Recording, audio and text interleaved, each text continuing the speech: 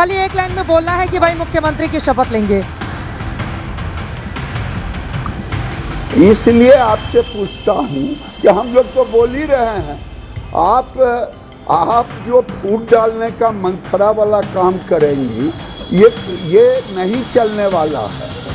आज ये सुबह से कई जगह धक्के खा रहे हैं, कह रहे हैं कि कौन नहीं आया, तोलने वाला नहीं आया। 15 तारीख में देंगे, ये कह रहे हैं कि अभी राशन नहीं आया है। अच्छा नू कह रहे 15 में देंगे, अंगूठा लगवा लिया और सबको वापस भेज रहे हैं।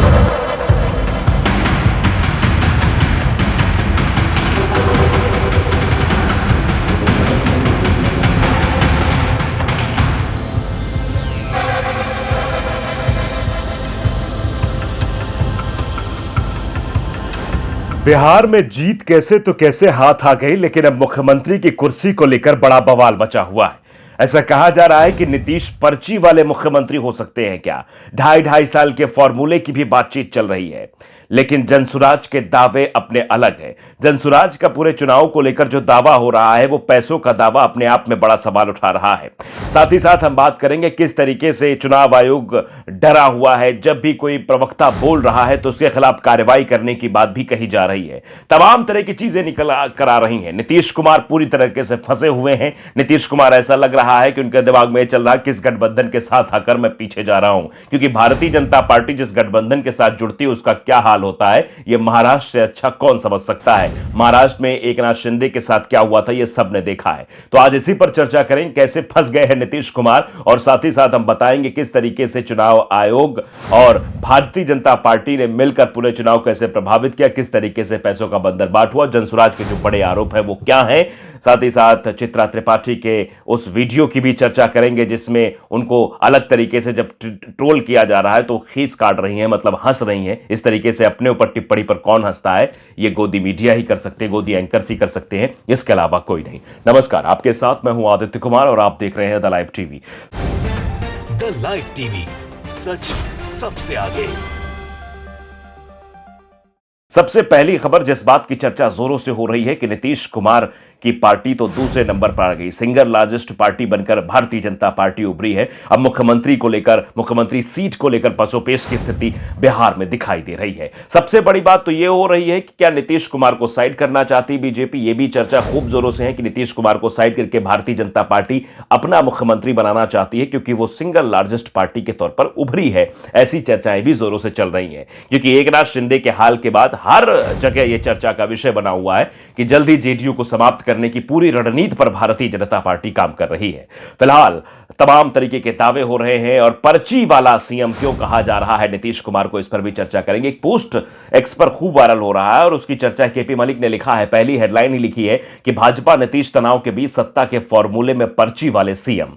बिहार विधानसभा चुनाव 2025 में एनडीए ने भारी बहुमत हासिल किया, पर 89 सीट, भाजपा 89 सीटों के साथ सबसे बड़ी पार्टी बनी, जबकि जेडीयू को 85 सीटें ही मिली हैं। भाजपा अपनी ताकत के चलते खुद का मुख्यमंत्री चाहती है। वहीं नीतीश कुमार की छवि, अनुभव और गठबंधन के भीतर स्वीकार्यता उन्हें मजबूत स्थिति में बनाए हुए है, क्योंकि आप जानते हैं नीतीश कुमार के अंदर नेतृत्व क्षमता तो थी ही।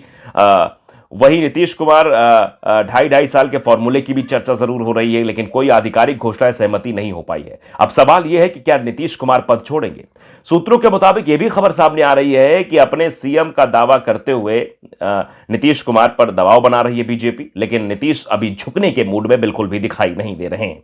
सूत्रों का मानना यह भी है कि अंतिम निर्णय में नीतीश का कोई बड़ा विकल्प पद देकर एडजस्ट करने की रणनीति भी चल रही। कोई बड़ा पद दे दिया जाए, कुछ लालच दे दिया जाए और नीतीश कुमार को अपने खेमे में रखा जाए। फिलहाल विधायक दल की औपचारिक बैठक और शपथ ग्रहण तक असली चेहरा सामने आना अभी बाकी। अभी विधायक दल की बैठक भी नहीं हुई है कि कौन नेता बनने वाला है। बहरहाल अभी सीएम के चेहरे पर औपचारिक सहमति की घोषणा नहीं हुई है, और इसका सीधा मतलब यह है कि भारतीय जनता पार्टी जेडीयू पर दबाव बना रही, नीतीश कुमार पर दबाव बना रही, क्योंकि सब कुछ तय हो चुका है। तो अब इसमें देरी कैसी, नीतीश कुमार सीएम क्यों नहीं बन रहे, सवाल है।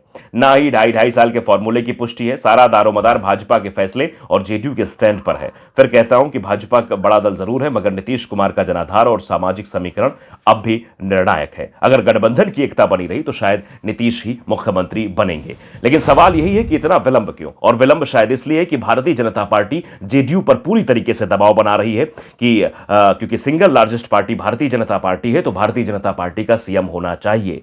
शायद इसीलिए अभी भी स्थितियां ऐसी बनी हुई है। बड़ा आरोप जनसुराज की तरफ से लगाया जा रहा है। कल भी जनसुराज की तरफ से आरोप लगाया गया कि किस तरीके से पैसों से यह पूरा चुनाव खरीद लिया गया है, और अब यह बड़ा दावा किया जा रहा है कि करोड़ों रुपए में एनडीए की यह जीत जो है उसको खरीदा हुआ बहुमत बताया जा रहा है उदय सिंह की तरफ से। उदय सिंह जो कि आप जानते हैं बड़ा चेहरा है जनसुराज में, वो जनसुराज में उन्होंने ये दावा किया है। क्या दावा किया देखिए जरा।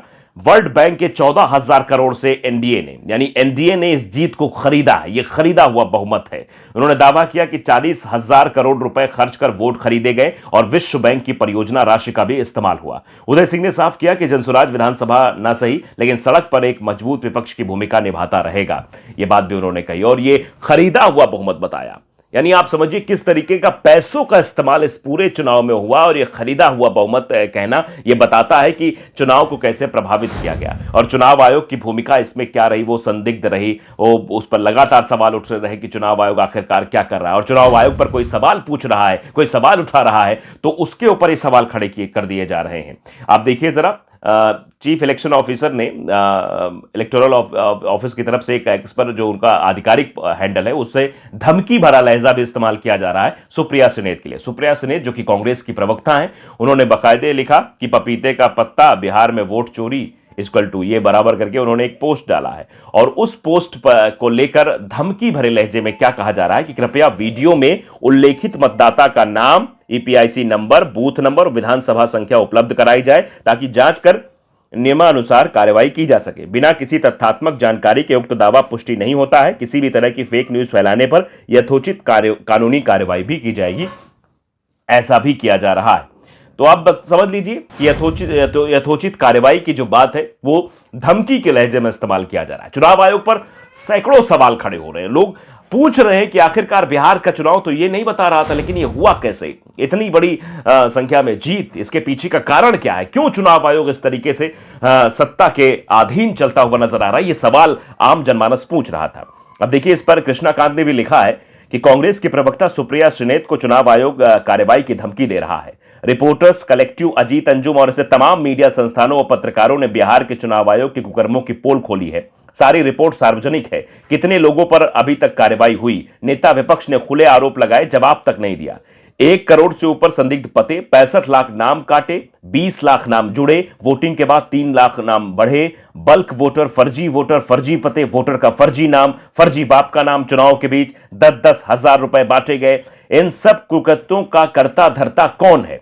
आज तक किस पर कार्रवाई हुई? एक संवैधानिक संस्था का ऐसा पतन पूरे देश के लिए शर्मनाक है। आज नहीं तो कल इन सब कृत्यों का भी हिसाब होगा। बताइए, इतने बड़े बड़े आरोप लग रहे हैं और जब ऐसा लिखा जा रहा है, ऐसा कहा जा रहा है कि बिहार में वोट चोरी हुई है, वोट चोरी का मुद्दा आज से नहीं बल्कि राहुल गांधी और तेजस्वी यादव एक साथ बुलेट पर बैठकर पूरे बिहार में वोट चोरी का मुद्दा उठा रहे थे, उसके बाद भी आप देखिए किस तरीके के शब्दों का इस्तेमाल किया जा रहा है, क्या बातें की जा रही है। तो ये चुनाव आप समझ सकते हैं क्या ही हुआ।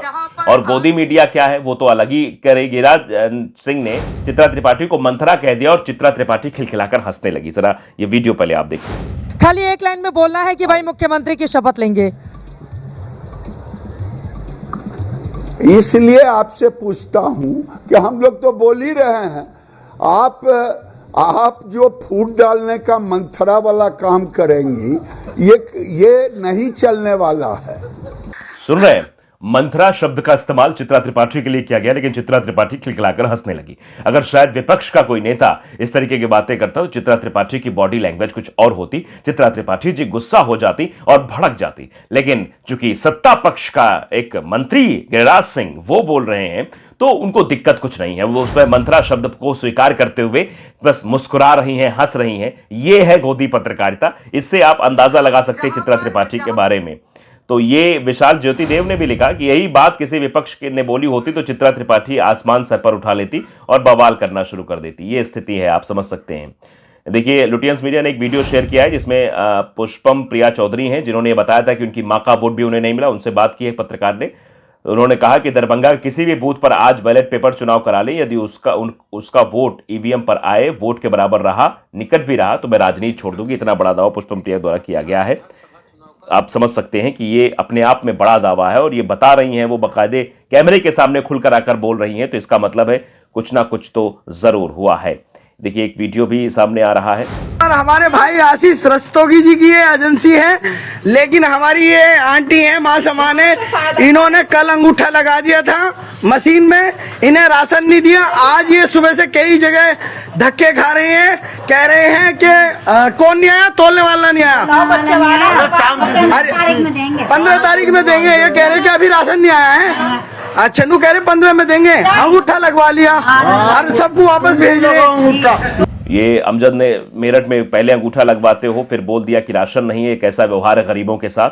ये गंभीर हालत है कस्बा फलाउदा के खाद्य एजेंसी डीलरों की, आपको आवाज उठानी चाहिए। खाद्य मशीन शुरू होने से पहले एजेंसी डीलर महिलाओं को अपने घर बुलाकर अंगूठा लगवाते, फिर 4 या 5 दिन बाद खाद्य एजेंसी पर बुलाकर लाइन में लगाकर खाद्य राशन देते। उसमें भी बहुत सारे लोगों को 1-2 किलो कम राशन करके दिया जाता है। और ये देखिए कि मुस्लिम महिलाएं हैं यहाँ पर खड़ी हैं, इनके साथ अंगूठा लगवा दिया जाता है, इनके साथ दुर्व्यवहार किया जाता है और अंततः इनको वापस भेज दिया जाता है। तो ये भी आवाज उठाई जा रही है।